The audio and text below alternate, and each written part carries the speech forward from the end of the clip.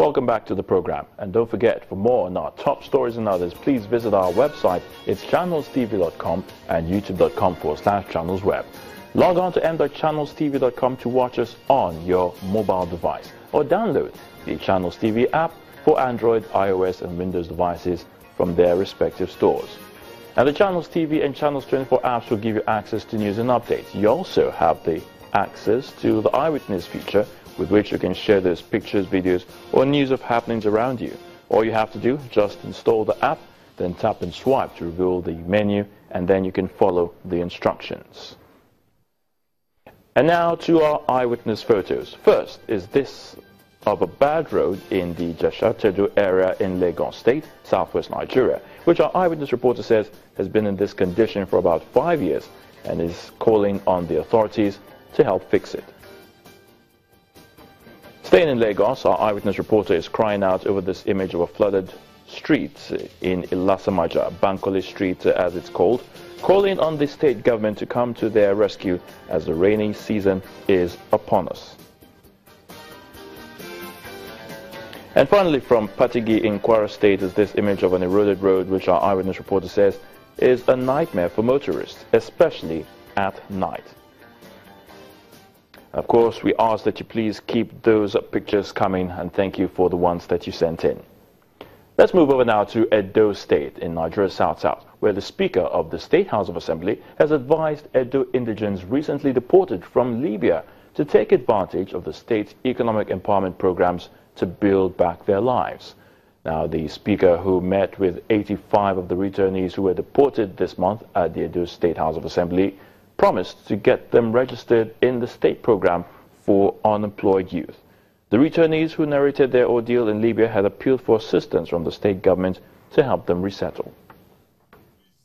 Some of the Edo State indigents who are recent deportees from Libya are seated in this hall to meet with the Speaker of the Edo State House of Assembly. Their search for the proverbial greener pastures outside the shores of this country turned out to be a close call with death. They hope to get some assistance from the government to resettle them so they can pick up the bits and pieces of their lives again. If there is no opportunity for us to work in here, people that will still go to Libya, there are more than people who are in Libya. And in those states, that people died every day. Nigeria people died every day in Libya. If you get there, what will pass through, if you want to share what will pass through to you, sir, you will share tears for those who are seated that are not getting the opportunity to be deported. People are brothers that we left behind. When we were living there, we were crying. But we are still praying. The God that brought us back should also bring them back. Amen. But don't want any other Nigerian to suffer or to suffer there. So, sir, now that we are back, many of us, we lost our properties. So many of us lost our lives going there. But now that we are back, we need the help of the state government to help us get our lives back.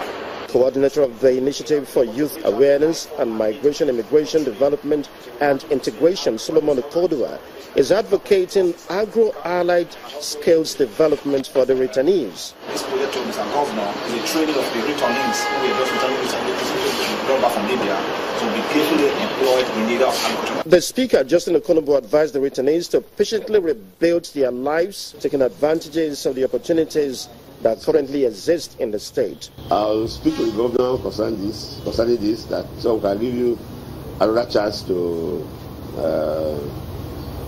register, so that you also be in the data bank.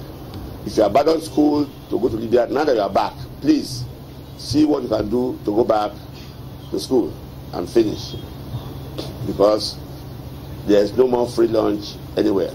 668 persons have been deported from Libya in May, out of which 441 persons are confirmed to be from Edo State. Two persons have been reportedly killed after a three-story building collapsed in Lagos earlier today. Now, this is coming barely 2 weeks after a three-story building collapsed in the Ilasa area of the city, killing 3 people and injuring many others. Now, the building, which is located at number 15, Daddy Elijah Street, Okiari, is set to be under renovation before it caved in. So far, 14 people have been rescued, while 2 dead bodies have been recovered by the emergency services, including NEMA and the Lagos State Emergency Management Agency, LASEMA. And now to Kwara State, where Governor Abdul Fattah Ahmed has pardoned 20 inmates serving various jail terms at Okekura Prison in Ilorin as part of the state's 50th anniversary. Governor Ahmed says the gesture is based on his belief that the freed prisoners will become better citizens while calling for a review of the prison system in the country. This is the Okekura Prison in Kwara State. Governor Abdul Fattah Ahmed is on a visit to the facility in Ilorin to see prisoners who are serving jail terms for various offences. The governor has decided to come over as part of activities to mark the state's 50th anniversary of its existence. Governor Ahmed announced the reduction of sentences of some inmates, while another inmate jailed for being mentally unstable was released. And then comes the big one. 20 inmates are now pardoned by the governor as they rejoiced over the news.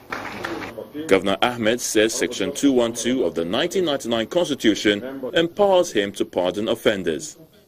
Let me state here that the grant of pardon or prerogative of mercy is extended to deserving persons or persons who have been tried and convicted of any offense and with no pending appeal against the conviction, irrespective of the gravity of the offense or the severity of punishment meted to the offender. Therefore, the state pardon gives hope to prisoners, helps them regain their freedom and self-esteem.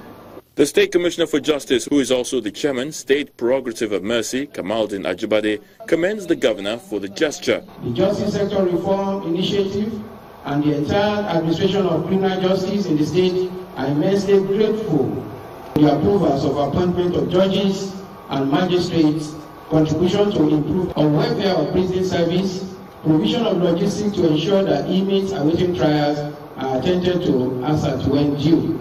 The State Controller of Prisons also has some words for the present government.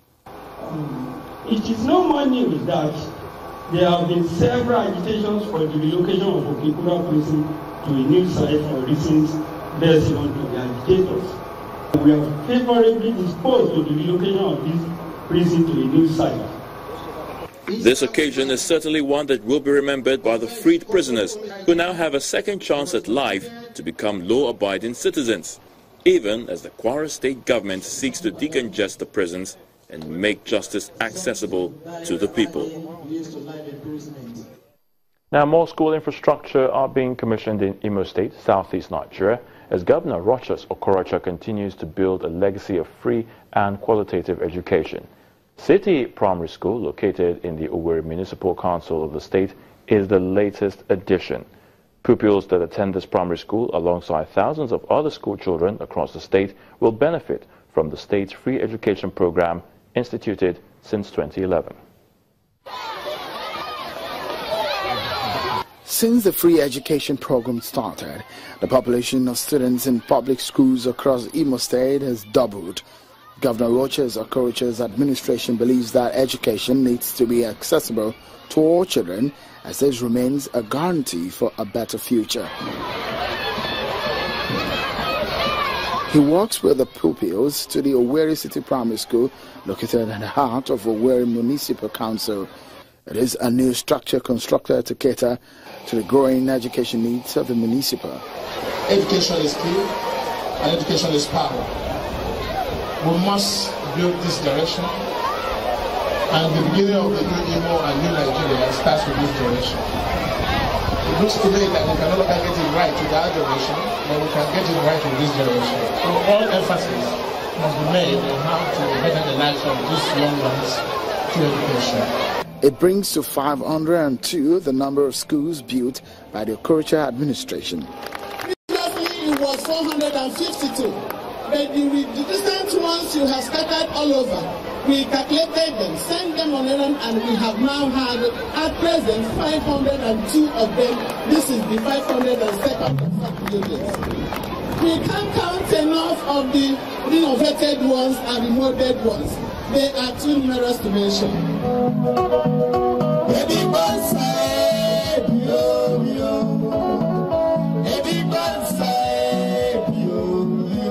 Free education is one of the major promises of the Okorocha government, As part of the dividends of democracy, he says he wants to deliver to the people. As of February 2017, the Imo State government says it has spent up to 40 billion naira on its free tertiary education policy since inception 4 years ago. Still ahead on the program, Governor Ibikola Musu reminds Ogun State residents to pay their taxes promptly. Join us again.